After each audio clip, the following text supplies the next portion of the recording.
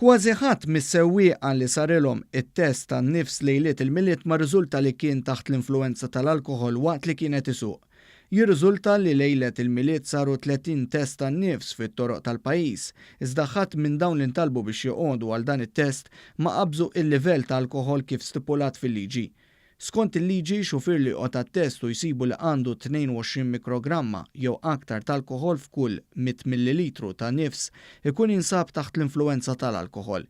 Minkejja li ħadd minn dan in-numru ma nstab pożittiv għall-alkoħol, xorta kien hemm żewġ persuni li rriżulta li kienu taħt l-influwenza tax-xorb minn dan it-test.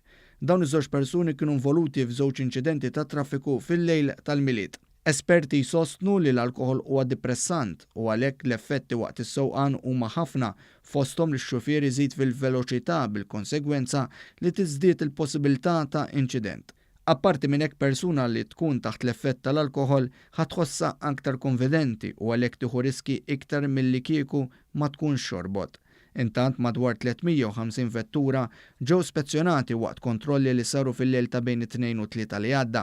Dawn l-ispezzjonijiet saru fost l-oħrajn f'Ħazzabar, iż-Żejtun, il-Marsa, San Pawl il-Baħar, Buġibba, Tasliema u San Ġiljan.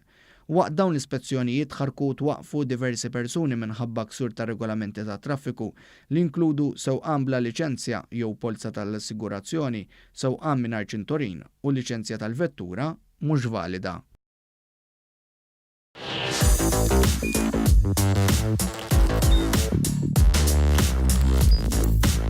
Idħol fuq one.com.mt u hemmhekk tista' tara l-programmi kollha li jxandru fuq One permezz ta' One Play.